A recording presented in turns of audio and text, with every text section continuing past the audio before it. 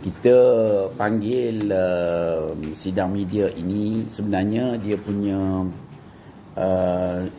yang trigger off-nya adalah sebab baru ni satu keratan akhbar kita baca satu berita yang mana mute account ni seorang didenda dengan 3,000.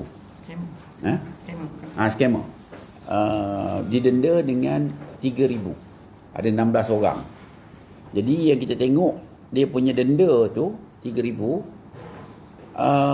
pada kita ia merupakan satu jumlah pada pandangan kita lah yang rasanya kita nak minta pendakwa raya mohon mahkamah pertimbangkan hukuman ini, kerana kita lihat hukuman ini pada kita lah, kebanyakan kita merasakan ia tidak adil. Kalau mungkin kita boleh share ni Ustaz. Ustaz punya kes berapa banyak? 14.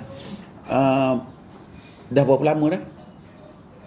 Dari tahun 2021. Okey, 2021.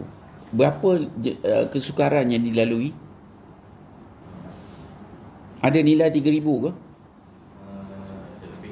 Bukan, kesusahan yang dilalui. Kalau susah ke apa benda ke, ya, maknanya kesukaran dah, tak boleh tidur ke apa benda, masalah ke, risau rusing. Banyak masalah. Yalah, memang banyak. Yang lain-lain pun saya yakin memang banyak sangat masalah. Jadi pada kita sesuatu perlu dilihat kembali supaya benda ini menjadi faktor deterrent kepada mereka yang hendak buat kerja ini. Pasal Ustaz didenda ada Akta 420 kan? Tu apa? 291. Jadi yang ini saya pun pelik macam mana dia orang ini tidak dikenakan hukuman yang kita lihat berpatutan lah.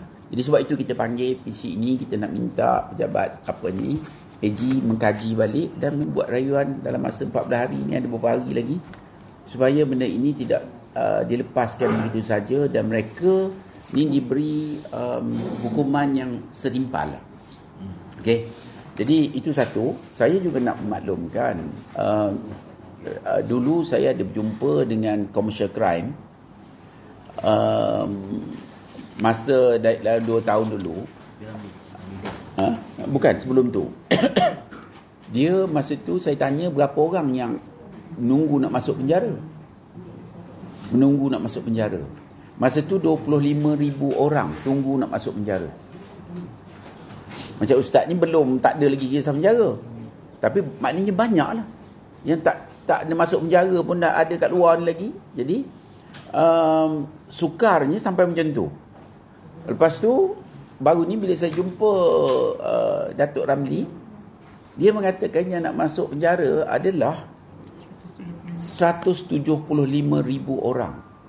Dan penjara pun tak cukup. Dan mereka ini 99.9% Melayu. Jadi saya nak kerajaan kaji balik. Because tentu ada yang tak kena. Kalau masuk sekejap 200,000 lepas 300,000, apa nak jadi?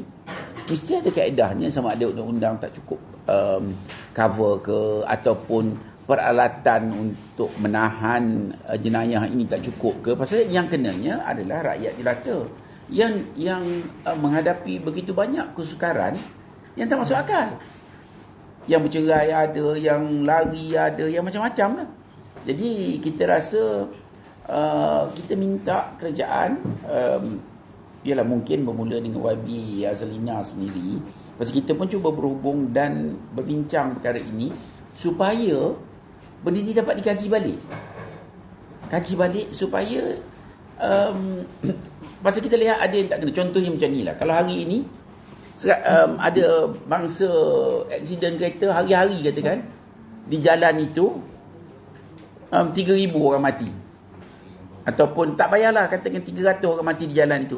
Maknanya betul lah orang bawa kereta, tapi ada yang tak kena juga daripada sistem itu. Ada yang tak kena juga di mana ini menyebabkan kemalangan, sama yang ini menyebabkan penipuan. Macam saya sebut dulu, saya rasa antara penyebab utama adalah telefon-telefon ini tidak didaftar. Contohnya, bila telefon tidak didaftar, senanglah orang menipu. Pasal dia pun tak payah bertanggungjawab. Dia tipu-tipu-tipu.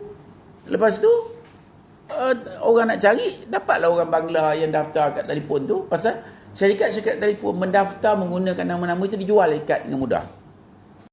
Jadi saya rasa perkara ini perlu dilihat kembali. Pasal perkara ini bukan perkara main-main, ya.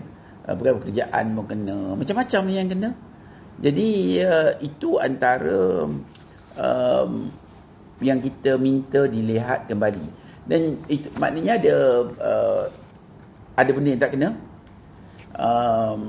dan hukumannya ringan tadi, dan kena buat sesuatu. Antaranya juga yang kita dapat diadukan kepada kita adalah ramai yang kena penjara ni, kadang-kadang hukum penjara sebulan, kadang-kadang 2 bulan pun ada juga.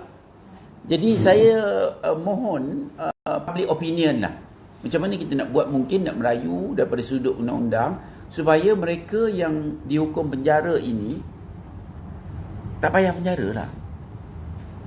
Mungkin dijatuhkan hukuman wajib, kehadiran wajib. Jadi tak payah nak penjara, nak buat apa, kerjaan kena tanggung. Maknanya kalau kehadiran wajib, maknanya ustaz esok kena sapu masjid lah ustaz kalau jatuh hukum. Maknanya adalah khidmat sosial. Khidmat sosial. Jadi kita minta, kita merayu jugalah.